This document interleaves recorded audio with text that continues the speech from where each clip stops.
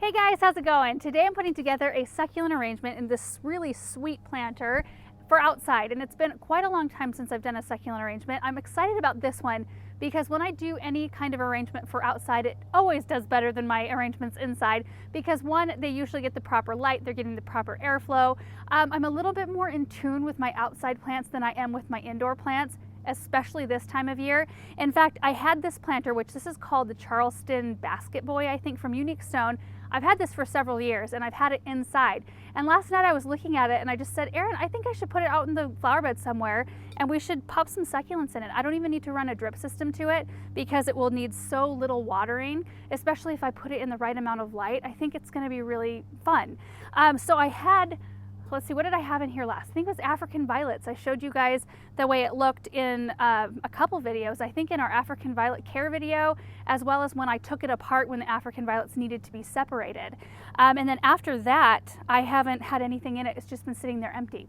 So the beauty of this container is that the basket part or the container part, I was gonna say easily lifts off, usually does. So it lifts off, there's a drain hole in the bottom and then it sits right here on this little peg and it's not watertight, so water still drains out of it, but it's a big enough peg to keep this in place. And then on the inside, I have this little piece of window screen. I have used coffee filters in the past, which I still use, but the window screen is really nice because it doesn't break down and it keeps the soil inside the container. So what I do, still have some soil left in it. Supposed to clean your containers before you plant new things in them, but I put the little window screen right over the drain hole like that and it works really well. So I'm just going to put this right back here. Now let me explain this location because it does look very shaded right now, and today's been kind of a weird, like overcast and then sunny and then overcast and then sunny day. This is typically a really bright spot with morning sun and then a little bit of filtered sun through the day, and then it's got protection. You can see this juniper, maybe I think you can see this juniper right to the left of me, that provides some break from the harsh afternoon sun. And when you're dealing with succulents, a lot of times, like, you think they can handle full sun, and many of them can, but some of them can't. Like, they tend to burn in the full sun, especially in our high desert where it gets extremely hot typically, and there isn't much protection in form of humidity or cloud cover to protect them. And I am planning on using some echeverias in here today, so I wanted to put them in a spot that I think that they'll be happy. But the other reason I'm happy that this is a detachable top, which I'm need to line it up, there we go, is that if I need to move this to a more sunny spot, I can do that. So I do have a table full of my supplies right to my right here, and it's just like a kind of an inconvenient spot to put all my stuff on the ground. So I'm going to drag this table in so it's right here, and then I'll talk you through my arrangement. All I really need for this arrangement are my succulents and my succulent soil, which this is the soil I'm using and have been using for a lot of years. And whether or not you are doing a succulent arrangement inside or outside, you want to make sure you're using the proper soil because succulents and cactus both want a very fast draining soil. And I'm just going to leave like a couple inch lip here because I do have a lot of root balls I'm going to be dealing with, so I'll need to accommodate for those. I do tend to like to really pack my succulent containers full, which I'll kind of talk through that as I'm doing it. And then I've got a variety of succulents over here. I don't know if you're going to be able to see all of them, but I'll just show you a few. Like, I found these 6-packs right here of echeverias, as well as 6 packs of graptosedums, and I feel like this is a really economical way to buy your succulents if you can find them that way. And then I got some bolder things. So we've got an echeveria that, this one's a Echeveria assorted. There's no variety name given, but I thought that would be a really pretty bold statement. And then I also, which I don't know if I'm going to actually use this, but this is a really beautiful agave right here. This is called a twin flower agave. And I almost feel like I want to put this in a pot all by itself so it can just shine. I think it's really beautiful. I couldn't help myself. But then I've just got a smattering of other succulents that you'll see kind of make an appearance here. And what I want to do is I kind of want it to be, you know, taller in the center. You can see this planter in our garden from all directions.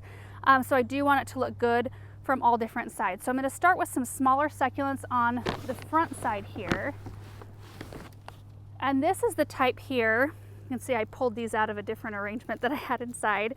I'm going to be popping these dried leaves here off the bottom, which this is normal for a succulent to do.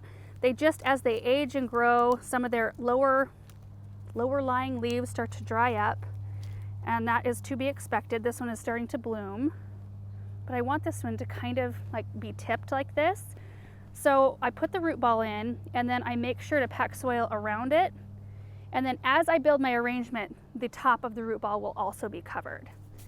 So then I'm gonna go in with something that's different in structure and color. Ooh, I gotta move this agave. It's gonna poke me every time I reach over this table here. Hold on.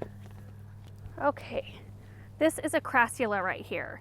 And I have really, really good luck with this type of plant. I have these in a terrarium inside, and they're doing wonderfully.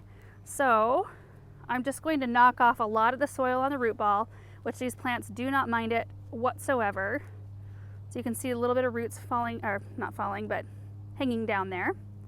And I'm gonna pack this one right next to my echeveria and do the same thing. I know when we do sped up versions of these succulent arrangements, you can't really see like the intricacies of how to put these things together and how much soil is actually making it between each plant. So I hope this is helpful to kind of see it in a little bit slower motion here.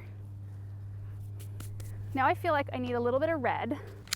And if you've got any of these leaves that are fallen down, that have fallen down in the container, or if you need to pop any of the lower leaves off, you can save those to propagate later on. So I'm just gonna stack this one. Let me see if I can twist this bowl. See if you can see that right there. See the two root balls of these plants? I'm gonna stack this graptosetum right on top like that. And I'm basically gonna continue doing that until I've got like kind of a mound going on in the center, all the way up to the centerpiece. When you pack succulents in this close, they don't tend to put on as much growth as quickly. So you really can get away with quite a lot of time between having to do any repotting, just normal grooming, usually for about a year. Now it might be a little less time when you have them outside. They tend to grow a little bit faster because they're getting the requirements that they need in terms of light and water and such. And they just tend to flourish a little better outside. But it's still, you should get lots of months out of them before having to take them apart. Next is this Portulacaria variegata. I love this. It's like the rainbow elephant bush, I think is the other name for it. But typically, like, you can take them out of their containers and you can separate them all apart if you want to, like that. And you know, actually, I think I might do that so that I can use a little bit more of this bright color on the other side. Because of that white variegation, it just really pops. We'll just stack that right in there. You can cover some of their stems with soil as well, because those stems will produce roots. How's that looking from the front? Is it looking good? I think on this side, I'll try to twist this as we go. It really does fit on this peg a certain way. I should have done from back to front, huh? Shoot. Thinking like this big echeveria right here. It's a neat looking one. I don't know the name of this one. I'll try to find a name, but isn't that pretty?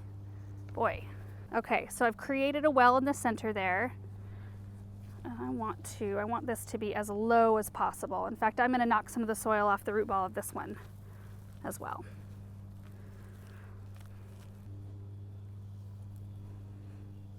I need to do another layer between this tall one and the shorter ones because I can't get it down quite as far as I want it to be, which is totally fine. That means I'll probably use this one right here. This is a panda plant right here, Kalanchoe or Kalancho if you live in my area, that's how we pronounce it. This is kind of a good medium-sized height. So I'm gonna break this apart. See how that just comes apart so easy? Line these up on the table here. That makes it a lot easier to tuck them in. So I'm gonna tuck this one right in between. Oh yeah. But look at that. Isn't that the perfect bridge right there between my lower ones and this taller one? I think it is. Go with this one right here. So I want a little bit of red right down in here. So I've got some other graptosetum. Nope, this is actually a sedum, I think, a sedum variety. The other one I used was a graptosetum. I could have probably used less soil in the beginning too. Let's just drop this down in here, see if how we need to arrange it.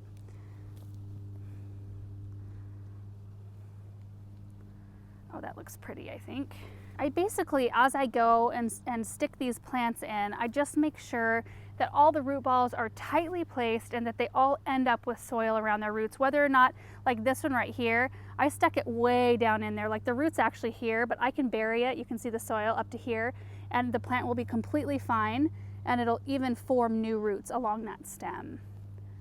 And then it looks the way I want it to look. That's why I like succulents so much. They conform very nicely. Now I feel like I need something bold, maybe that big echeveria. I'm gonna need to make some room for it. Okay, first thing I'm gonna do is remove all the spent leaves on the bottom.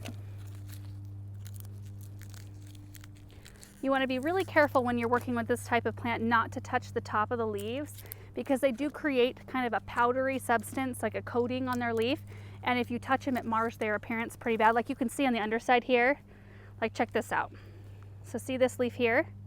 If I touch it, well, I get dirt on it, but it ruins the powdery, icy blue. It kind of just takes that appearance away. So whatever you do, try your hardest not to touch the top of the plant. And don't touch them when you're at the store. I know it's hard. I see people touching plants all the time and I want to, but avoid it on succulents if you can. This one really didn't have a huge root system, which is good for my purposes. Oh yeah. I don't think I can turn it any more that direction. Maybe I can spin it. There we go. So check that out. Not in there. In there. So pretty. I'm gonna add a little more soil in there so I can pack it around that root ball. I'm just using my fingers to kind of feel around in that area to make sure that I've got it covered. Okay, now I think we need a little bit more crassula, a little repeat of texture here from the front. I think we've got room for a couple more back here. I'm gonna go graptocetum. I might do kind of a cluster of these, maybe a cluster of 3. Grouping. A grouping of 3, not a cluster. What's wrong with cluster? I don't know. Grouping sounds much more refined than cluster.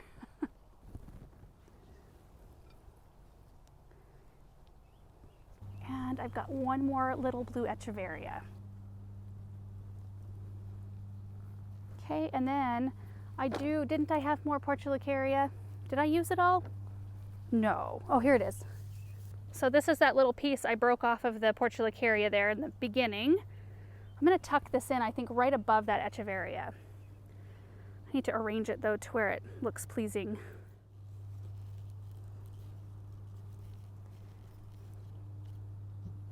So there you have it. I just want to spin it around carefully because I don't have it properly on its stand, so you can see kind of the mix of colors and textures we have going on here. And they're all compatible plants. They'll all do really well with each other, which is really exciting. I'm excited to see how this one does throughout the season in this spot. I think that it'll be nice to have a very low maintenance planter right in this spot in particular, because right now I'm not having to get the hose out to water much in this area at all. So it'll be nice to maintain that kind of low maintenance space.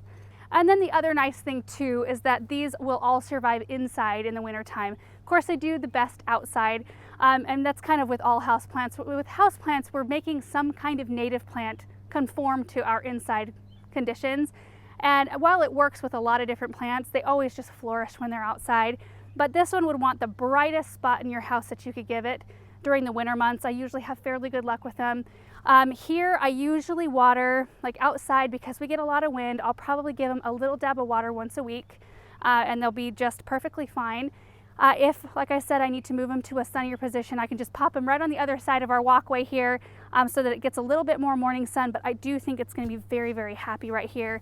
I think this planter is just really sweet. The whole thing. I'm excited. I am excited to stand back and see what it looks like from afar though, because I have really no idea. I'm just kind of looking over the top here. But anyway, that's it for this video. Just thought you guys might like to see this come together since it's been so long since we've worked with succulents. It was a really fun project. Thank you guys so much for watching, and we will see you in the next video. Bye.